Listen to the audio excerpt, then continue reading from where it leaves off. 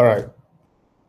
So you are welcome to today's session. Okay, so today we'll be talking about smart contract security. And I think this is one of the most important concepts we should cover, especially as a smart contract developer. So I think this presentation should not last for too long.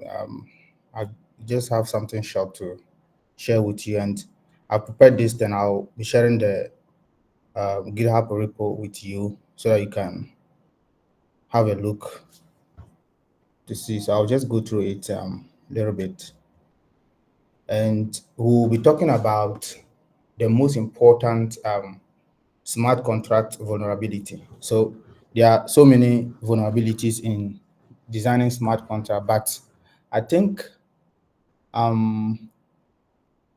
after version 0.8.0 to now, many of these vulnerabilities have been solved.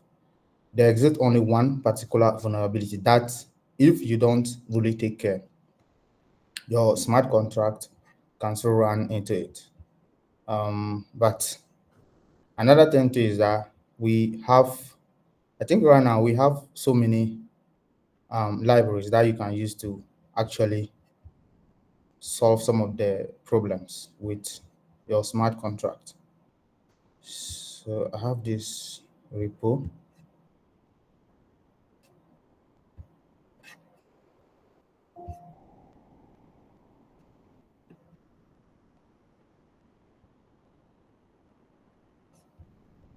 Okay. By the way, how is your projects going? Hope you guys are building. On Friday, we'll be having you here at the Hackathon Hub, and I think we'll be finalizing everything on that day. Then the next day, we'll get to the presentation ground where judgment will happen, and then we'll announce the winners. So I want to believe by now you guys have reached like at least 70% of the whole thing.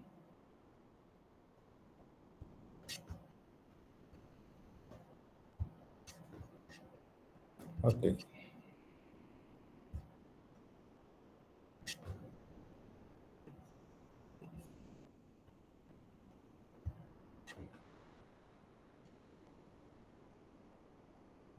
All right, so this is the repo.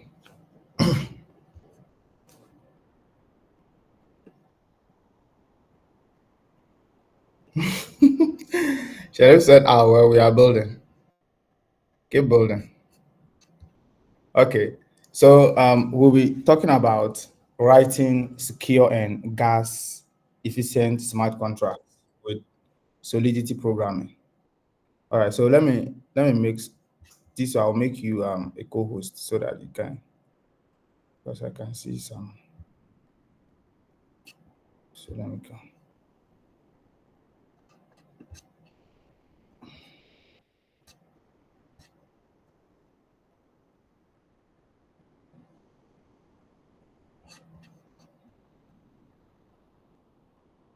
Okay.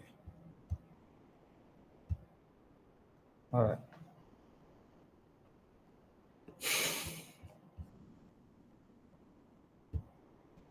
All right. So let's look at smart contract security. So in this repo, this is a guide that will guide you to build secure and gas efficient smart contracts using Solidity. So it is created with clear explanations with real world analogies, like some few examples that will let you understand some of the vulnerabilities. So, and another thing too is that you can test to understand, some of the vulnerabilities that already happen. So there is one serious vulnerability problem in smart contract development, which is called the reentrancy attack. And I read this particular, I was making my research and I got this. Let me see if I can solve. I got this particular repository. So is it okay? Maybe I'll share that with you later. Okay, here's it. Historical. Okay, so this repo, it contains the historical collection of reentrancy attacks that has ever happened in the Ethereum ecosystem. And you can see, starting from June 2016, we've had a lot of cases where money, like serious money, have been drained from smart contracts. You can see, and this particular repo, I'll just share it inside the chat. So if you want to know more about the re-entrance attacks, they are like, for example, this is the most known, the DAO attack. It was one of, if you are familiar with the Web3 ecosystem, you always come across this particular attack. It was called the DAO attack. That was in June 2016. It was, I think, it is still one of the biggest and serious re-entrancy attack that ever occurred. And when you click on it, you can read more about it and even how it occurred, as you can see. So I read about this article some time ago, and you can have a look at it. You still understand more. Okay, so now let's go to look at. We'll be covering understanding re-entrancy attack, then fallback functions, common vulnerabilities. So there are some few common vulnerabilities that we'll also be talking about, but these ones, I'll just introduce them to you. Once you keep building, you be coming across them. I think even now, modern IDEs, they have integrated some functions in these IDEs like Visual Code and even Remix, that some of these attacks or some of these vulnerabilities, the moment you write your code, the editor can even go through your code to identify some of these vulnerabilities. And I think when we move to Remix to do some testing, we might see something like that. Okay, but these are vulnerabilities that you have to take note if you are building a smart contract, code. So smart contracts on Ethereum and other EVM compatible blockchains must be one, secure. That is, the question you should ask yourself if you are building your smart contract is, can an attacker steal funds or break the contract? This is because you should always have something in mind if you are building a smart contract code. You're going to deploy that onto the blockchain. And this code that you put on the blockchain will be transparent. So those who know code can read through your code to understand, okay, this is what is being achieved inside the code, okay? So if you don't write a secure code, an attacker can look at your code and identify various ways that they can really attack your system. That's why if you are building in the decentralized ecosystem, security is something that you have to take very serious, okay? So we also another thing that you be asking yourself is, do you have is your contract gas efficient? Okay, that is, can we reduce transaction cost? So we have some dApps today that users do not like using them purposely because the gas fee on these particular applications are too high. Okay, so you want to just conduct small transaction on the platform and they are charging you a whole lot. Sometimes the charge can even match the amount that you come to transact. Okay, so most of these issues are occurred, if you don't achieve a gas efficient contract. Okay, so now every computation on Ethereum costs gas. So every computation on your smart contract, it costs gas. So inefficient code wastes money. Okay, so that's one thing we'll be looking at in this particular presentation. Now, one of the most serious vulnerabilities that ever occurred or that exist in the Web3 ecosystem today is the reentrancy attack. And just like I already mentioned, I've shared the repo there. I'll share with you guys. You should try to go to understand reentrancy if you are building, a smart contract. You have to know. Now, let's look at what reentrancy means. So reentrancy happens when a contract sends Ether, that is the funds, when a contract sends Ethereum before updating its internal state. So if the receiving address is a malicious contract, it can call back into the original function repeatedly, draining the entire files of the contract. Now, let's look at this real world analogy. Now, imagine a bank, okay, where you request a withdrawal. The teller hands you cash, but forgets to mark your account as debited. You immediately request another withdrawal before they update your balance. Okay, now you keep doing this until the bank runs out of money. This is exactly how a reentrancy attacks works. Okay, so reentrancy attack, if you are building a contract that receives money in this contract, and also users can deposit in the contract, they can also withdraw from the contract. If you don't take reentrancy attack very serious, now what happens is that an attacker can look into your code and create a script. We're going to demonstrate that very soon, and create a script that will come into your contract. Okay, so you definitely have a withdrawal function inside your contract.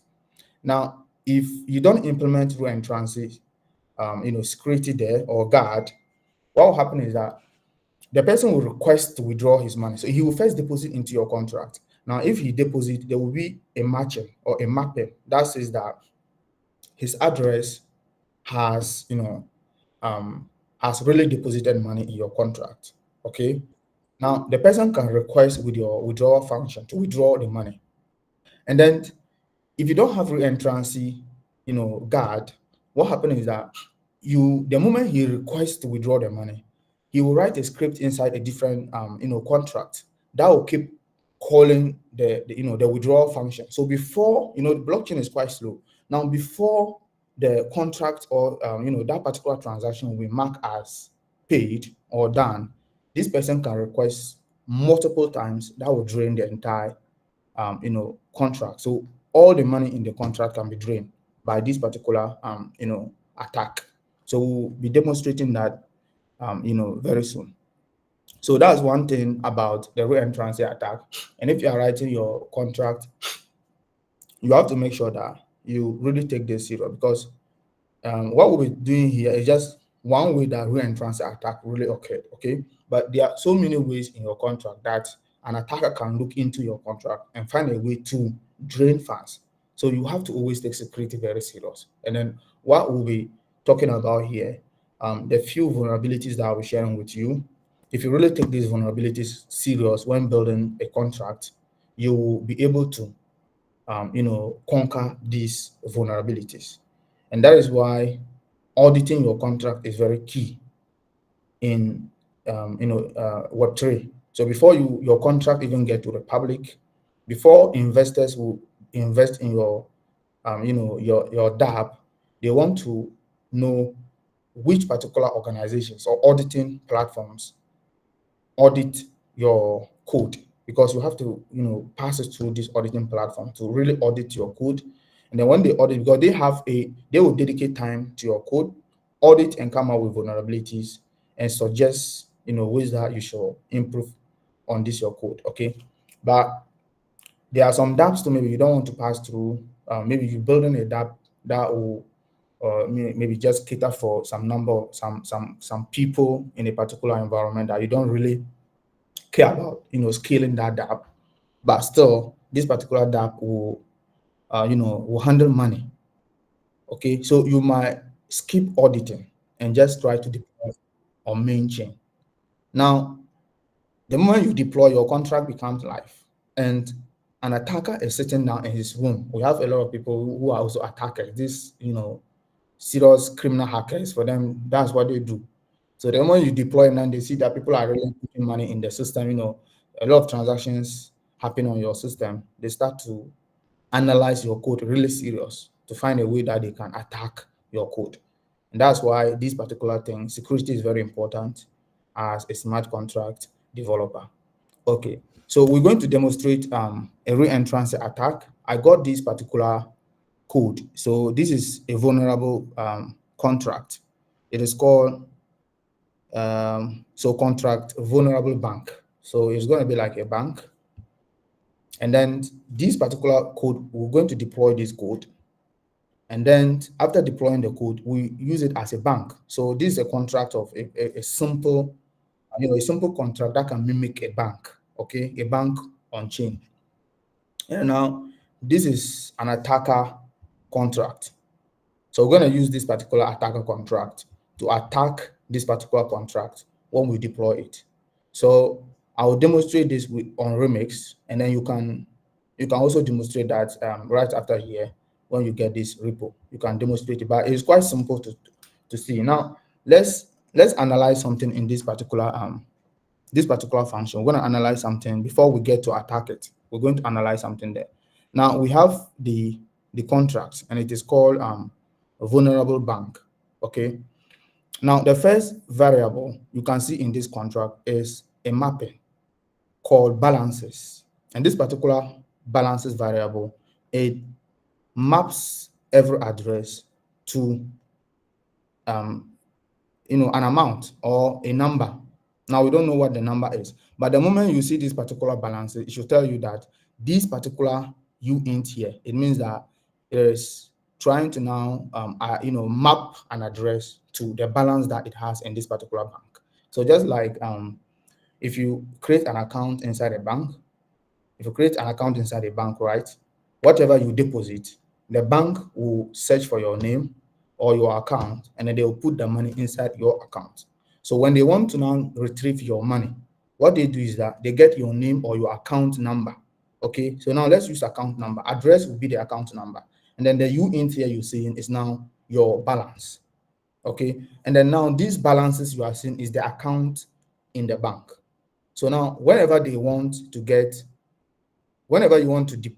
deposit money into the bank, they're first going to get the balances sheet. So let's say that the balances is their book, their record book.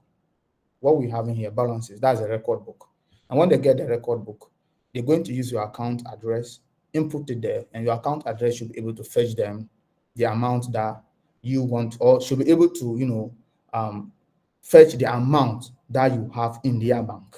That's one thing. So anytime they want to get the amount you have in their bank, they get your address, and then when they get your address, they put it inside the balance, the record book of balances, and that will fetch the amount you have in the bank. So that's what this mapping does. And then now we have this particular function called the deposit function, which is very simple. So in Solidity, anytime you see message.sender, so this is a key word in Solidity. Message.sender refers to you, the person interacting with the contract at that particular moment. Okay. So, and when you see message.value, it means that this is now a value that you are putting inside the contract. So these two things are very key in Solidity. Okay. So that's why here, the moment you call the deposit function, it has this particular this particular function or method called payable. It means that this particular function is a payable function.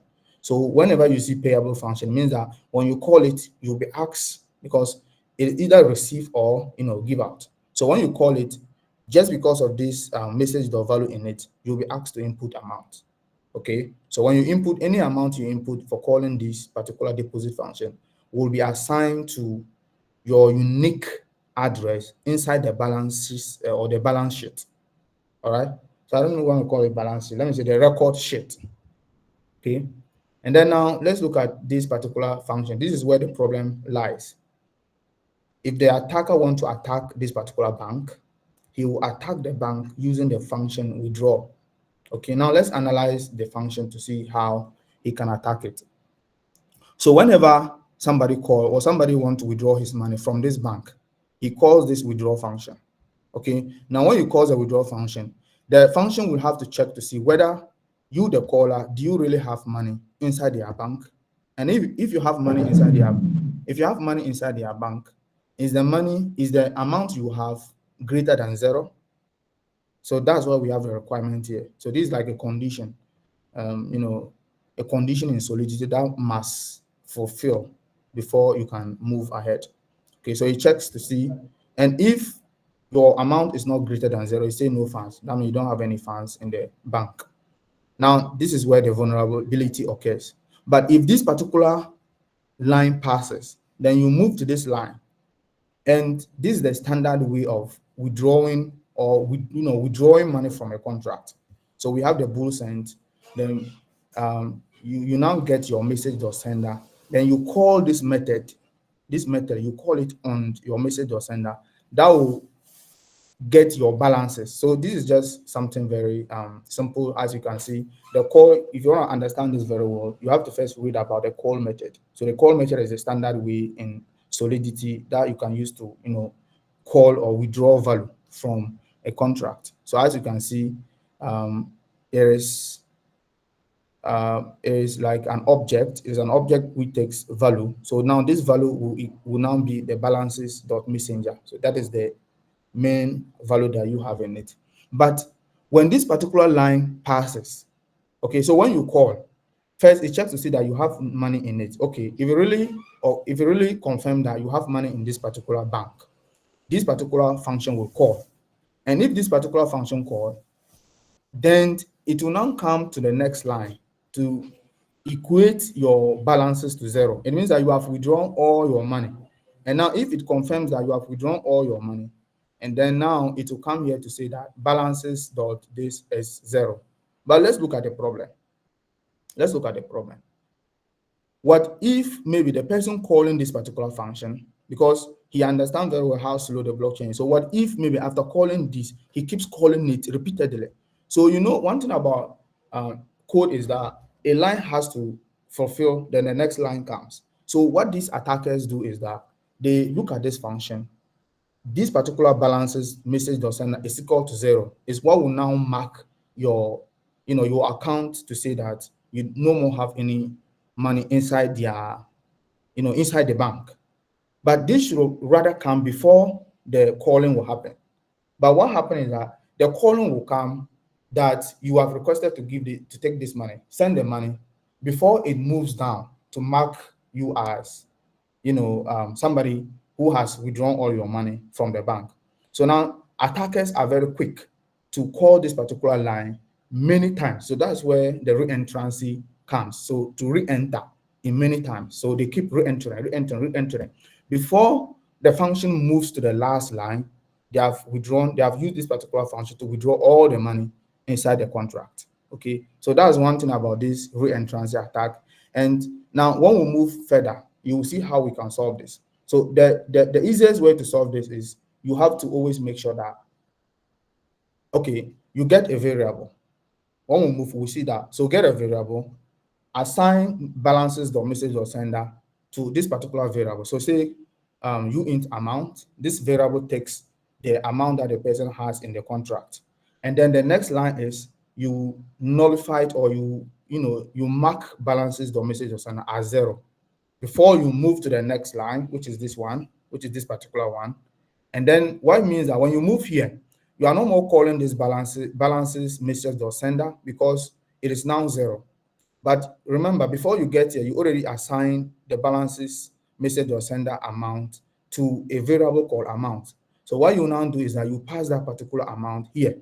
Okay, so when you pass that particular amount here, even if the person if somebody re-enter again with this withdraw function, nothing will happen because already balances the message dot sender is zero. So this requirement will true and tell you that you do not have any funds or no funds in the contract. So we're going to demonstrate that very quickly. I'll open Remix. So remix.ethereum. Then we can demonstrate it on Remix.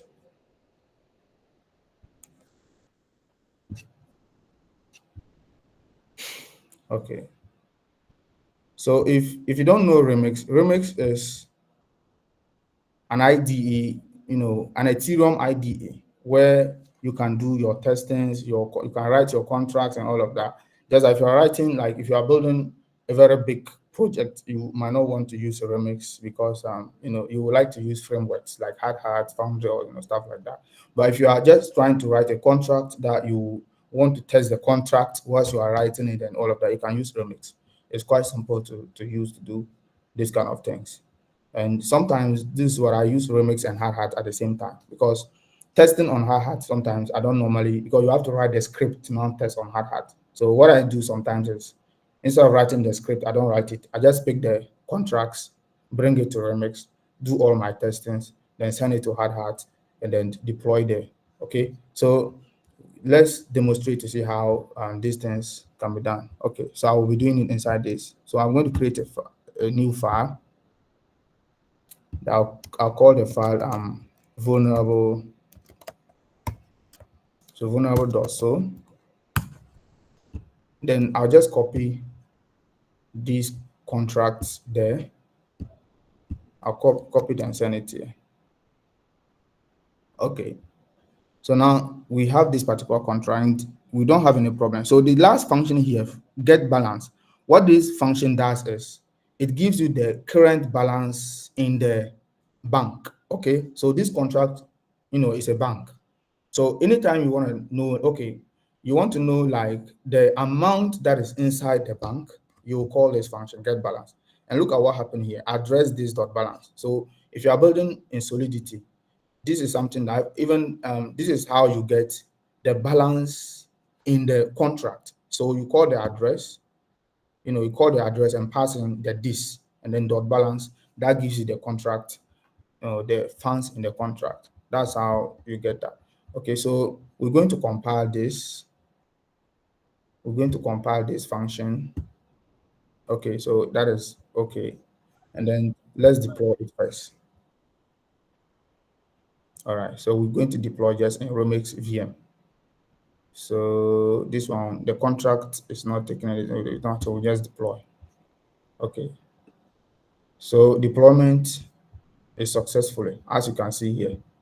This is the contract instance. So after you deploy a contract, you can see everything about the contract here. So in hard hat, what you're now going to do is to use the script to call the function. But one thing on Remix is that Remix will first get you the instance or the contract instance anytime you deploy. So you can test everything with these buttons. Okay, so this is the button that can allow you to deposit an amount into the bank.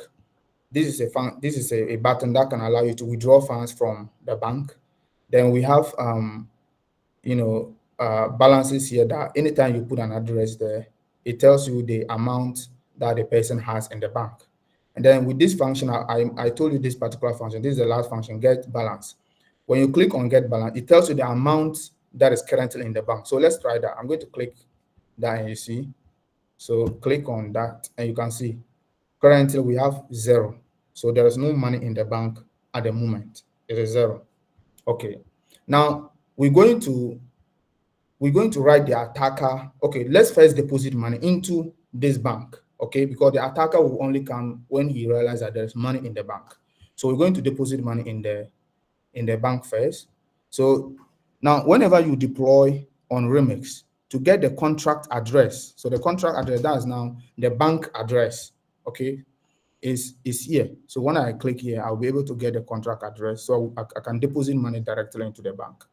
So I'm going to copy, I'll copy it here. And then when I come here, what I will do is that Remix gives you like several addresses that you can use to test. So this is the first address, and this is the address I use to deploy the bank. So now this particular address is the contract owner address. So I will not use this one again. But the contract owner address, the amount I'm seeing inside the contract owner address is not the amount of the address. So it's like if you are somebody that established a bank, okay? Establishing the bank doesn't mean that the money that you are having in your accounts will automatically become the bank, money. So that's one thing. So when you come here, we are not going to use this 9.99 to represent. So what we're going to do is that even though this is the owner, the contract owner address, but let's take some money from his address and deposit it to the bank. So we can deposit like 10 Ether. So what I will do is that I will just, let me see what to do. Let me see what to do here. So what we need to do here is we have to find a way to deposit Ether into this. So first, let's go and deploy let's get the attacker function. to do something. So I'm going to get an attacker function. Okay, so this is the attacker function. I'll first create attacker.sol. Remember, you have to make sure that you have both files inside, just for testing purposes. If this was to really attack a contract, we are not doing it this way, but to test it, you have to do it this way. Then we say so. Okay. And then now, let's do something. Let's get, let me copy the entire code, attacker code, then send it here and paste it. Okay. Then now let's analyze this code before we deploy. Okay. So now we have this vulnerable bank. Okay. So let me add a bank there. I'll edit it and add bank. So I'll say bank. Okay. And then now we have the attacker contract. Now let's look at the attacker contract, what he's trying to do here. So first thing first is that now he knows very well that the vulnerable bank contract is public. So he can get the contract address of this particular bank. So now he gets the contract address and he's coming to write his own contract that he's going to use to attack the bank. So what he needs to do first is he has to get the instance of this particular bank inside his contract so that he can manipulate the functions in that contract.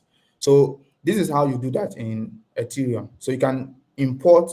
Okay, so now we are using interface here. So that's one way to do it. You can just create an interface, then you define the specific functions in the main function, in the main contract that you want to call.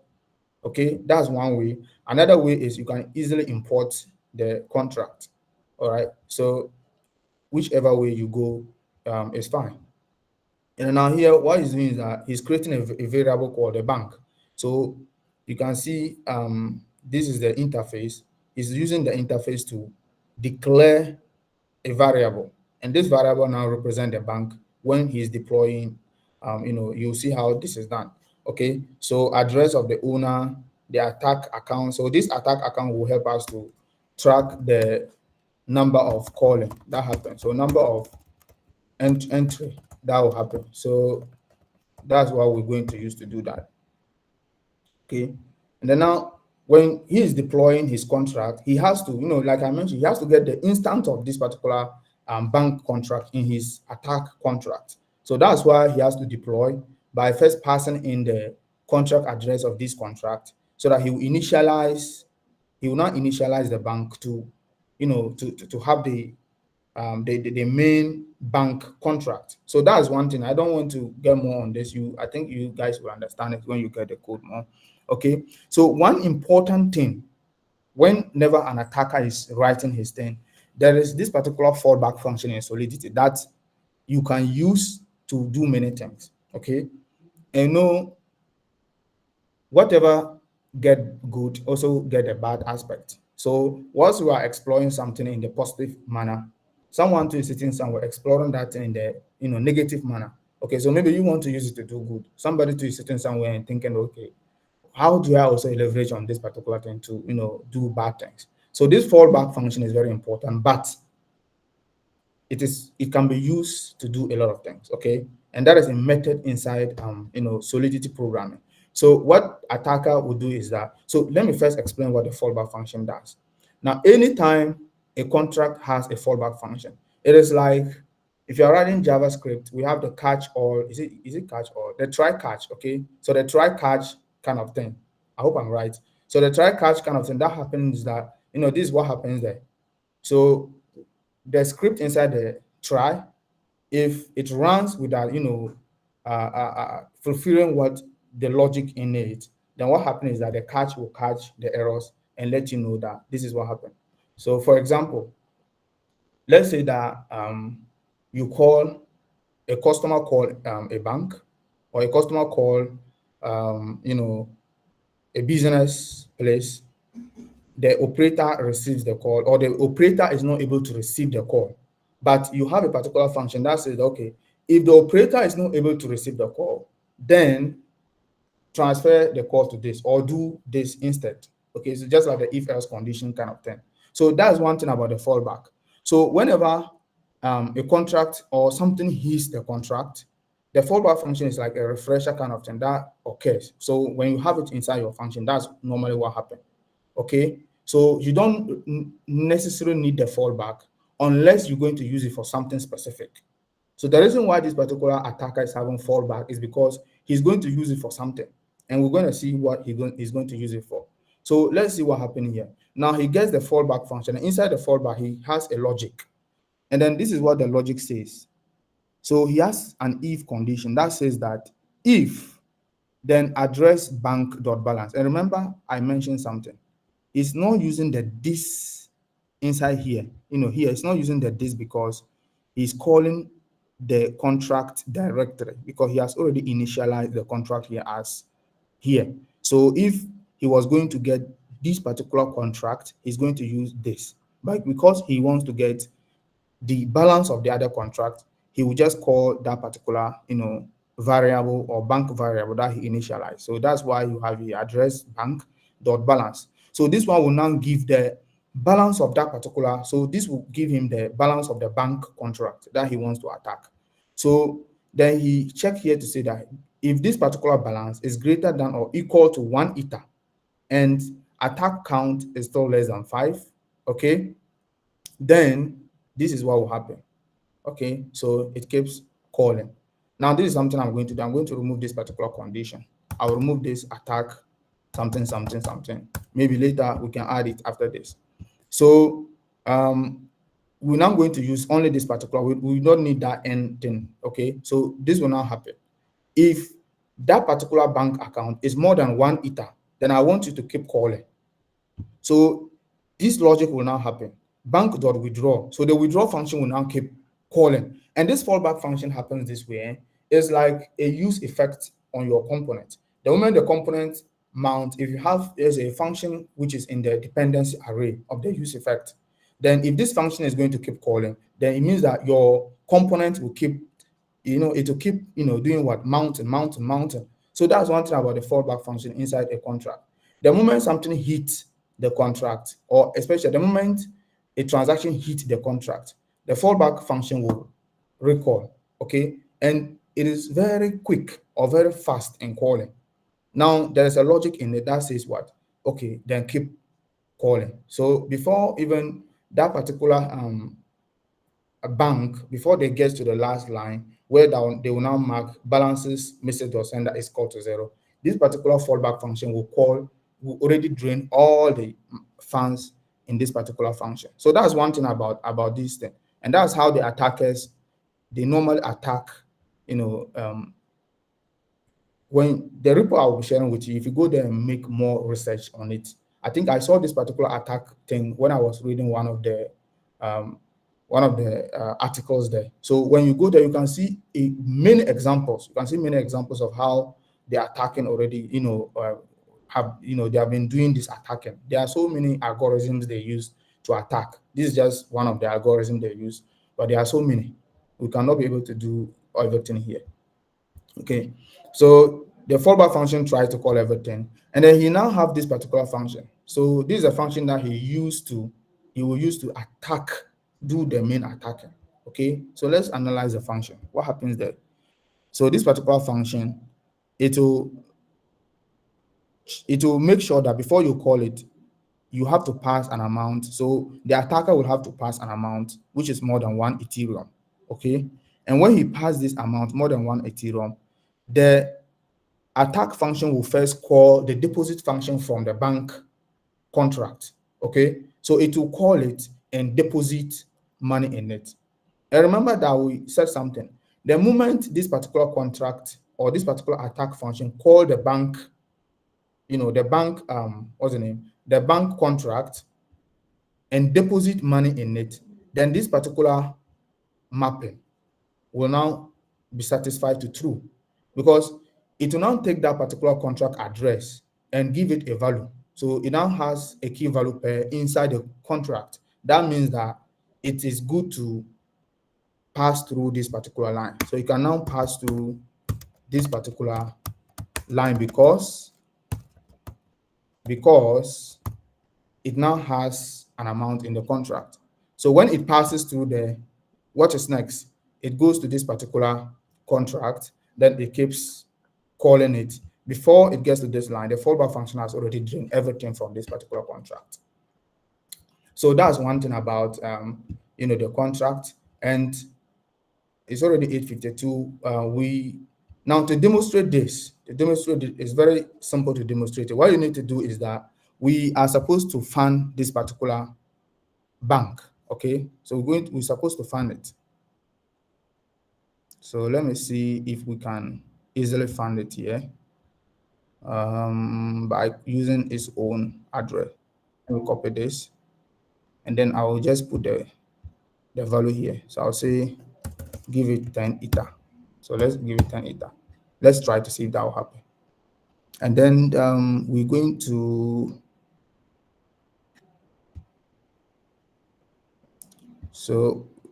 load contract address. So let me see. I want to fund this with 10 ether. So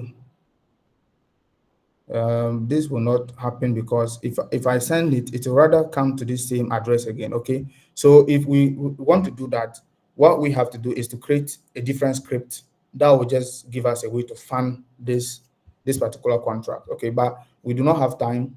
Okay, but right now the explanation, I'm sure you grab it, and then you can just do this very quickly. It's just not anything right now. So we're going to do this after everything. Compile this attacker code, then deploy the code too. But before you deploy this code, you have to pass in the contract address of the vulnerable bank. Okay, so you copy this, then pass it here as an argument because you have to first get the instance of the bank contract in the attacker contract. So something like this. So when you pass it, you transact. So when we transact, it means that deployment has happened. So I'm going to deploy it. So it says what? It says this and this and okay. So we have to change an account like this. Then we use it to deploy the attacker account.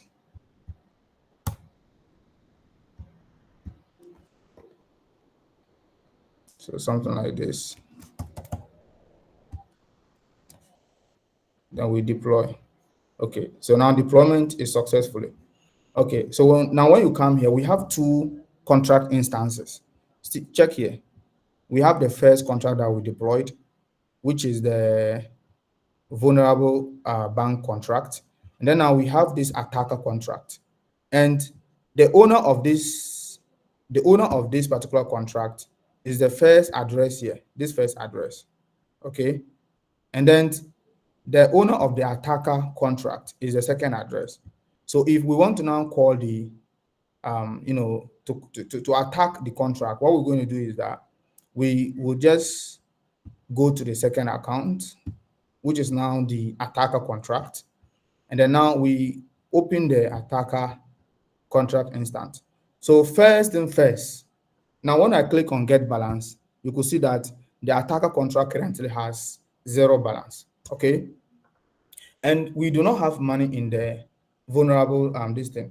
In fact, before you get here, what you need to do is that try to create a different script. So this will take time. I don't want us to go there, but try to create a different script that will help you to easily fund this particular account. Okay, so that it will make your work very easy.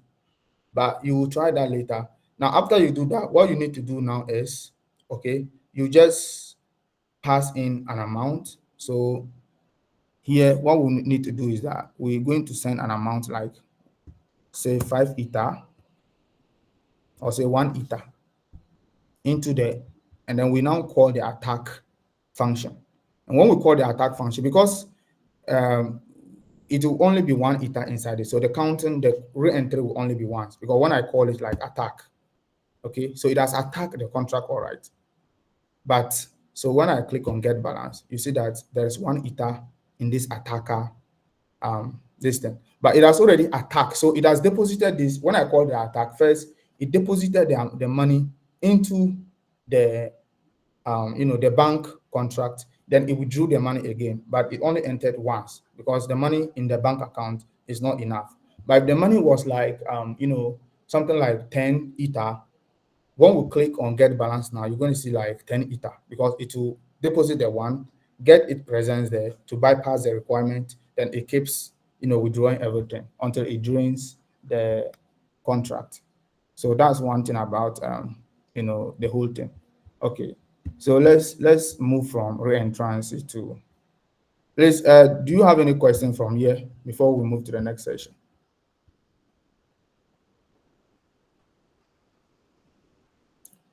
Hello.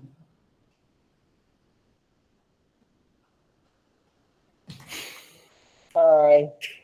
Yeah, so do you have any question, or we should move to the next session? Okay, so the report will be sent to you, but this is something that you need to really take very serious as um, smart contract developer. Security is something that you must really take note of, especially this attacking things. You have to read more about it, re-entrancy attacks, anytime you are building a smart contract. So now step 4. Okay, so we are done with all this side. We don't need here again. We are done here.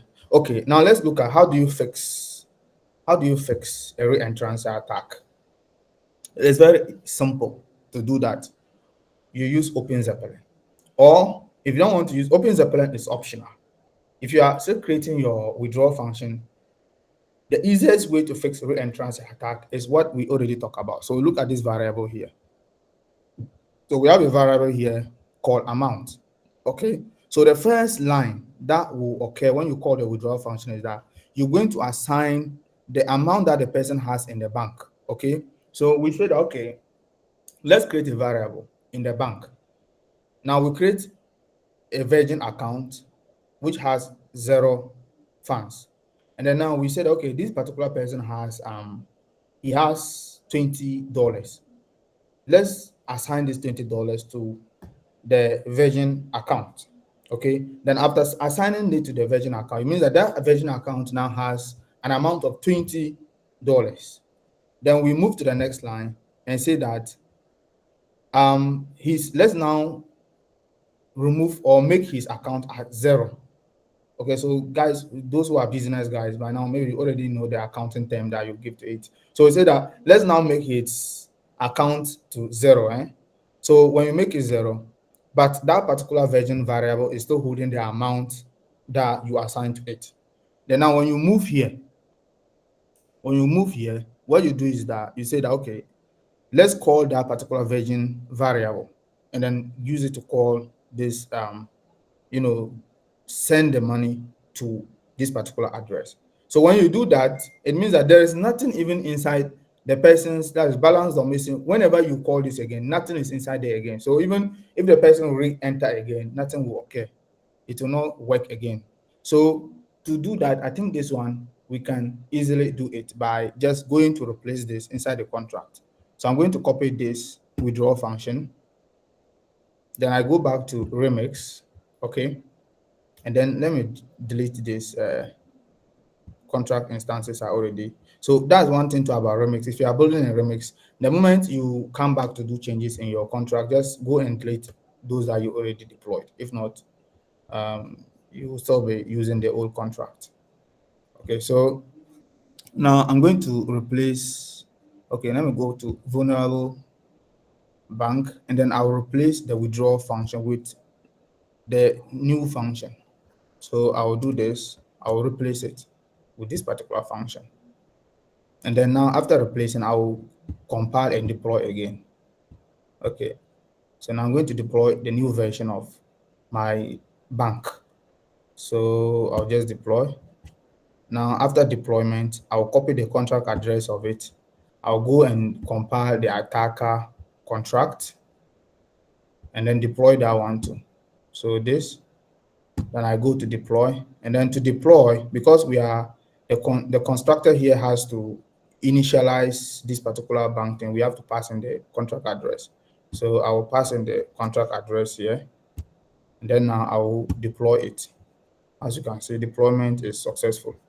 Okay, now we have the two contracts. So now let's check something. What it means now is that both contracts get zero balance.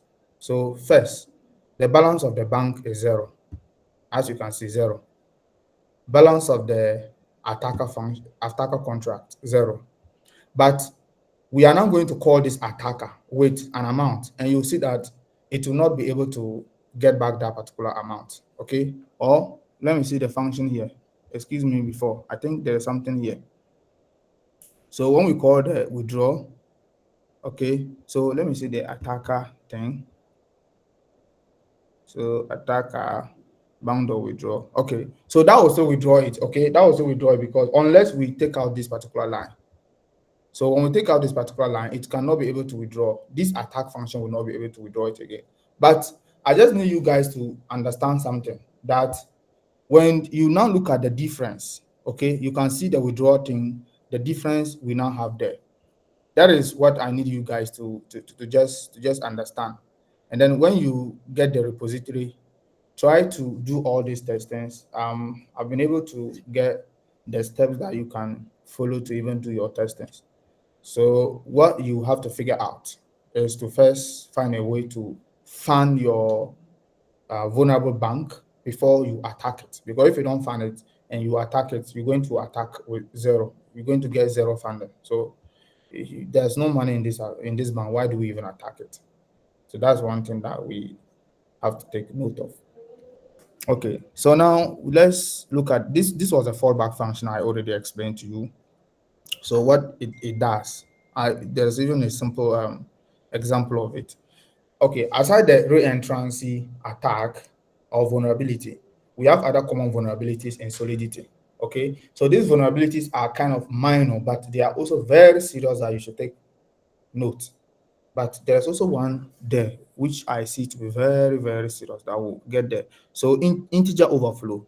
So before Solidity 0.80, numbers could wrap around this and there. So this integer overflow too. This one is just like uh, if ever if you are going to define like a uint.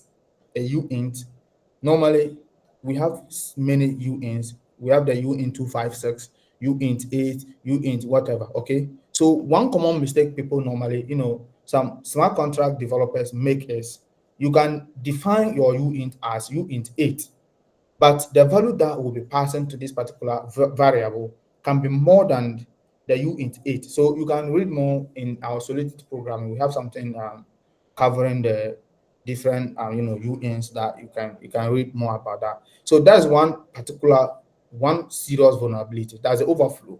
So if you define this particular uint or this variable and say that it's going to take like a uint of 8, but rather later on some figures are being given to this particular variable, which are more than the range that you define for it.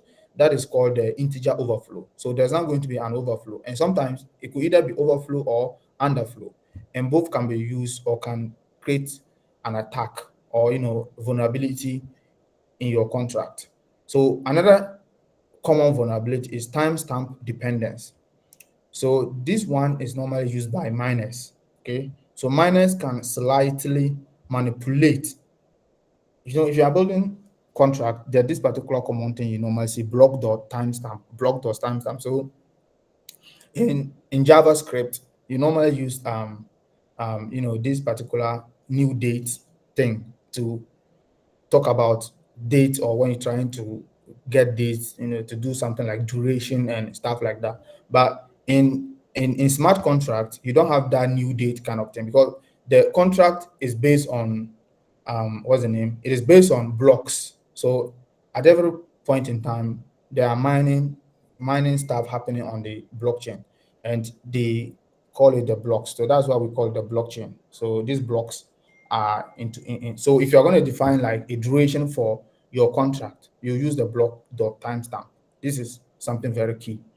So if you don't take time, there are some logic or some algorithms that you'll be implementing.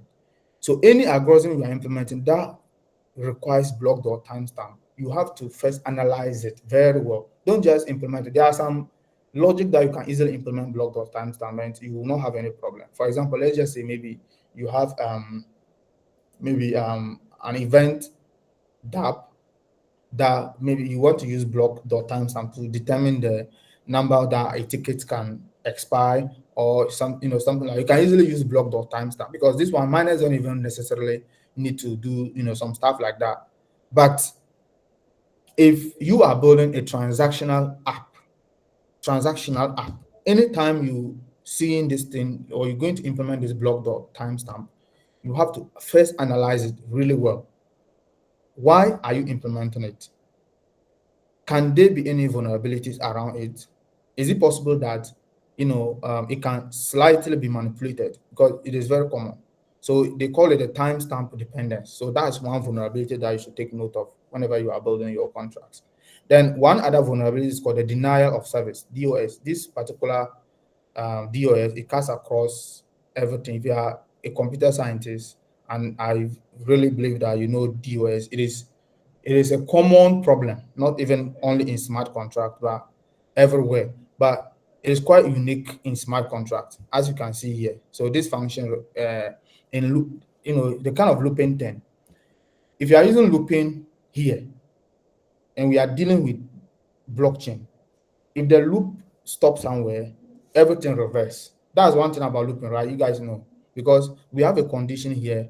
The first condition, which is I is equal to 0, when the next condition, which has to check for the loop to run, it say I is less than users.length. So the users here is now the array, which has to give you the length. So what if on the way of still going to reach the length or the final length, maybe you run out of gas fee or your contract ran out of gas and then or something happened? It means that your contract can get into a very serious issue because it has to reverse. A looping cannot automatically get to the end. If it fails, it has to revert. This thing I understand you know very well. And that's why there is a way you can really do this in Solidity. So the problem, if one transfer fails, for example, say gas limit, the whole function will reverse. So let's say you are transferring money, as you can see here. This is a monetary transfer function. So very bad to do. If you have this particular thing in your function, you will really, there's no way your contract will go without losing money. Okay? Because you cannot actually, even if not the blockchain, even internet is something that you cannot just trust because anything can happen and something will stop at that time. And the looping will not automatically finish. So what will happen next? This particular payable, this and this, had already transferred money to some. Meanwhile, it is reverting again. So some transactional problem will occur here.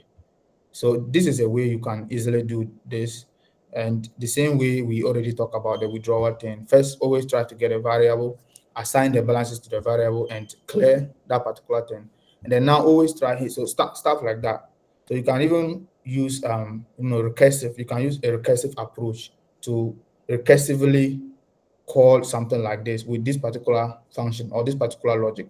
So instead of using the logic, you can get a logic like this and call it recursively instead of the looping kind of thing, so that you don't actually run out of, you don't actually get yourself into this kind of vulnerabilities. So another vulnerability, this one I will not talk about, is tx.origin authentication. It's not that very common, but it is also something that you should read about. Then insecure randomness. So this was what I was talking about. One of the most serious vulnerabilities you should always think about. So if you are building a lottery DApp, or let's say you are building a betting application, or anything like raffle, stuff like that, something where involve randomness or where randomness is required, don't use the normal blockchain encryption kind of thing. So in blockchain, you can easily, use something like this to randomize, to give random number to a variable and use it for something.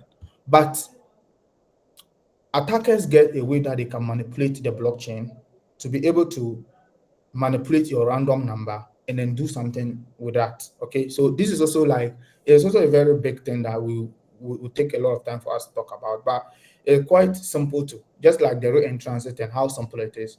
When you take some time on the insecure randomness, you understand it's quite easy. And I think even the last event we had here, if I can remember, School Fi, yes, that was School Fi. They implemented randomness by using Chainlink VRF. So instead of using the normal random thing, they use the Chainlink VRF. So Chainlink VRF is an oracle. Okay, so it is an oracle that will create the randomness of off chain, and then it now bring it on chain. So this is something you have to take note. So from now onward, if you are building a dApp that requires randomness, think about this particular approach, Chainlink VRF, instead of using this normal, even if you go to AI and say AI should give you a way that you can determine, randomness on the blockchain. This is what AI will give you, this particular line. But do not use it. Rather use Chainlink VRF that will always determine, the randomness of chain and give it to you on chain. So that's one thing. Okay.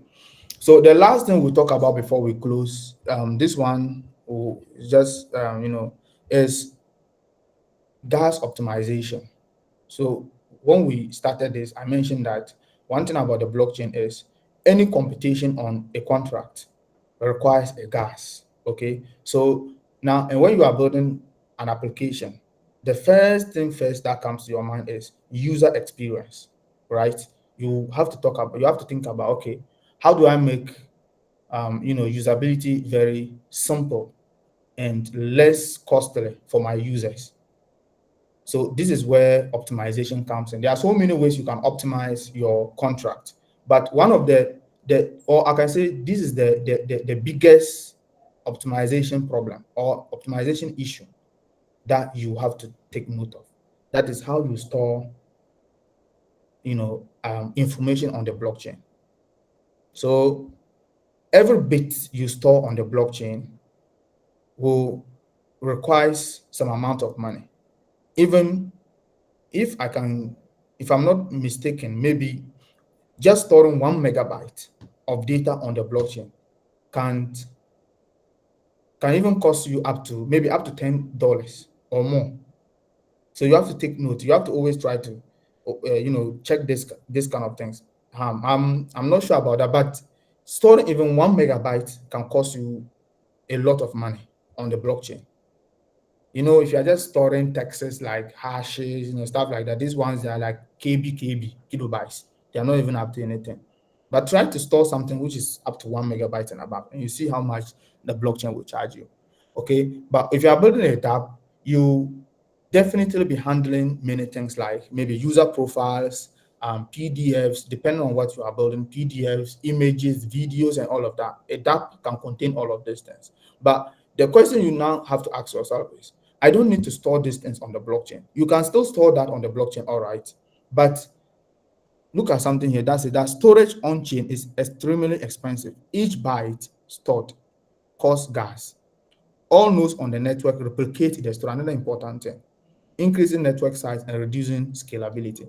So, when you put something on the blockchain, we have nodes that will have to come and verify, and each of them will now replicate or get a copy of the transaction that occurred on the blockchain. So maybe some people are in India, we have nodes India, nodes in Canada, US, wherever. All of these guys will have to get a replica of it.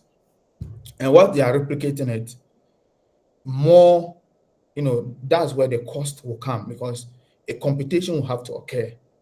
All right. And because you have stored very large data on it, your contract will not be able to scale so much, because there will be so much, it will be stuck somehow. That's why the Bitcoin blockchain, sometimes you want to make transaction with Bitcoin and you see that the fee is very high. And even the main Ethereum, sometimes you want to make like transaction and the fee is very high. And that's why we now have this layer twos and all of that. Now, when you analyze the structure of this particular systems, you understand that it is about data storage problems.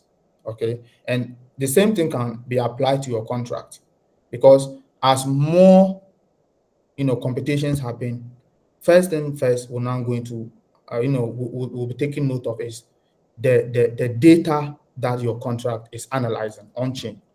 So if the data is too much, definitely there will be problem on your contract, because your contract will keep increasing its fees. So scalability will be a problem. Right. So how do you solve this on the blockchain?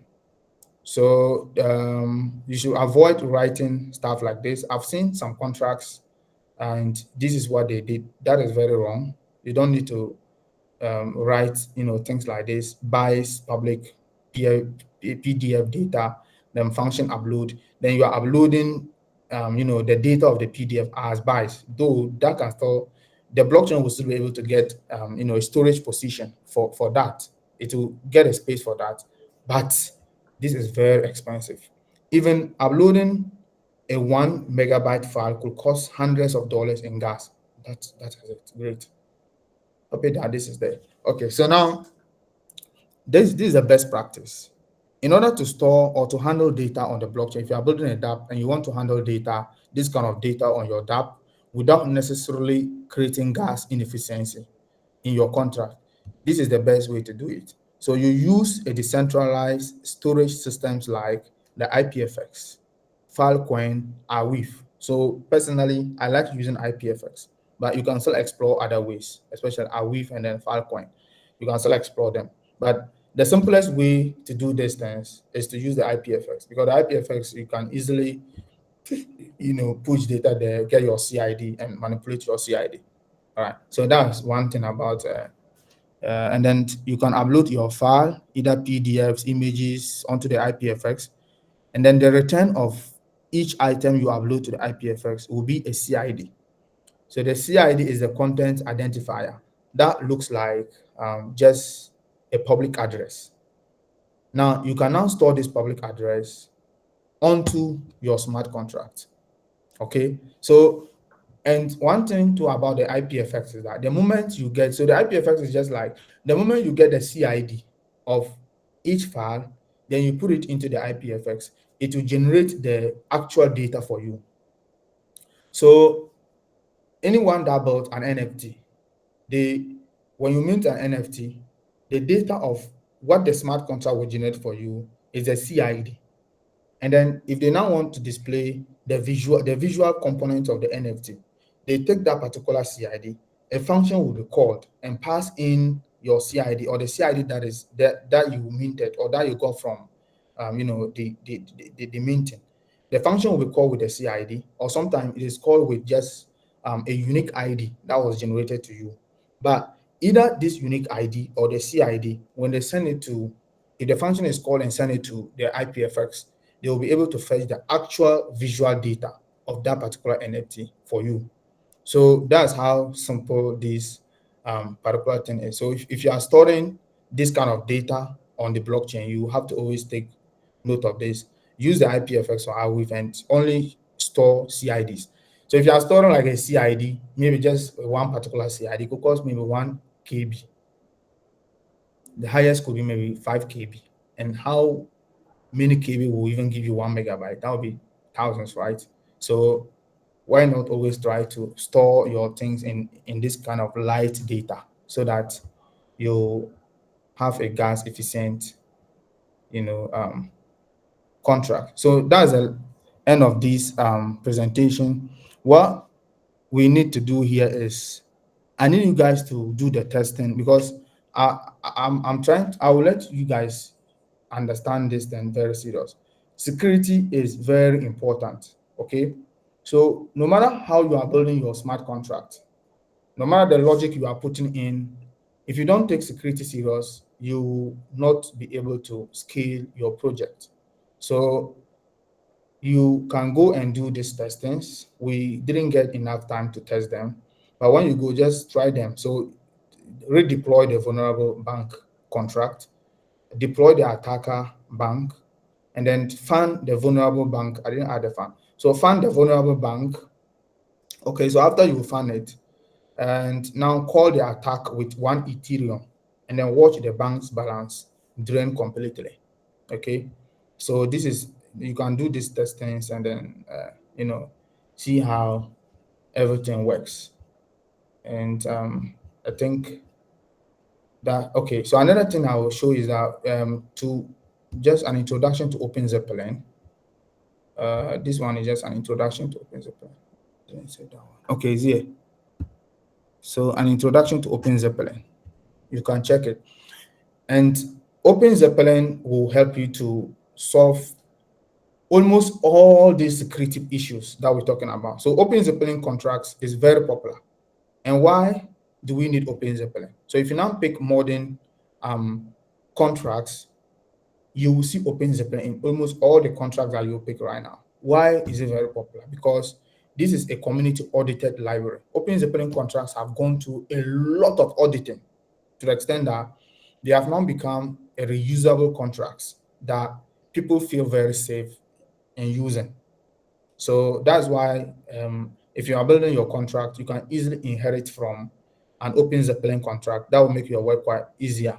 And another thing is that it gives you it makes you to write contracts in a very quick manner without reinventing the old wheel. Like you want to write, maybe you want to create just a simple contract or a simple token or a token. Let me just say a token, not even a simple token.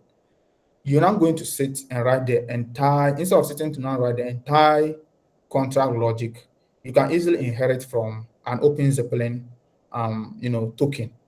They have this particular what's the name? They have it here. So here's the ERC20 token. This is for to easily create a token. That's why now you can see meme coins, thousands of meme coins every day. People are just creating meme coins very easily. They just take this one, they deploy with their name, and that's all. Okay. So if you take this code and put it inside either VS Code or even IDE, when you highlight on this particular thing or sort this mint function here, you can read more about the mint thing. It will tell you more about this particular function inside or from OpenZeppelin. So you can see that the logic that they have, you will not even waste your time to now sit to write all the logic again. So what will you do? You just call that, you just inherit that particular contract, then you call this function inside your token contract to create your contract. And any contract that you create with an OpenZeppelin inheritance is secured because they have already audited their contracts, to now. And then this NFT, a lot of people are now creating NFTs without necessarily worrying themselves to write every logic. Okay, access controls and all of that, reentrancy protection. Okay, so the best way to also create or to prevent reentrance, the reentrant attack that we talk about, is to use the OpenZeppelin contract. They have this particular contract they call the reentrancy guard also. So if you want to learn more about this, just go to OpenZeppelin. I think the website is here or is down. Okay, it's here. So you can, when you get this repo, okay, just go to Hackaboost. You get the repo because this repository is public. You can get the repository in Hackaboost organization on GitHub. Then open the OpenZeppelin, their documentation. You can read more about all their reusable contracts. So this will make your work very easy. Instead of trying to write a whole lot of things with OpenZeppelin, you just inherit some of their contract. But another thing is that you have to always learn on how you inherit them, because I can remember there was a time I ran into some issues for inheriting from OpenZeppelin. So there are some best practices you have to always take note. If you are inheriting, don't just inherit, but try to understand that what you are inheriting, you can easily use it here, stuff like that. And it can easily go with the logic that you want to achieve in this particular or in your contract. So that's what we'll talk about for tonight. And I think I'm done for tonight. And then what I will say now is, if you are building your project now, and then maybe you are facing any issue, you can always reach out to us, because the days, we are almost there. Today is just today is Wednesday, right? Tomorrow is Thursday, then Friday is just here. Okay, so it means that you have just only 2 days, 2 days to build the projects, and then Saturday will be the final day. And if by getting to the end of Friday, if you have not concluded on everything about your project, you're going to get yourself into pressure, because you're going to force yourself now to be doing a whole lot of things, trying to now finalize, stuff like that. So I think this is the right time to put more into your building. And if you are facing any issue, you can reach out, and we can both use our heads to, judge. Or they always say two heads are better than one.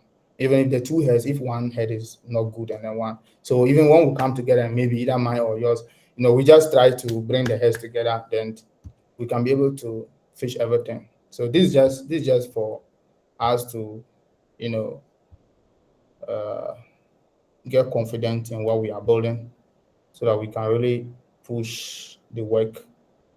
We expect that you come there with serious projects to present, because we don't know where that will send us to. We have to always put the effort into it.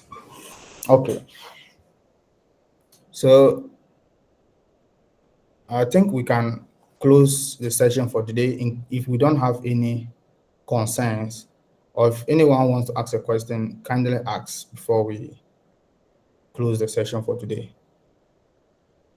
And I'll also mention again that, okay, let me just share it. You can find the contract, you can find this repo in Hackaboost. And if you are not following us, please go to GitHub and follow Hackaboost. It is very important.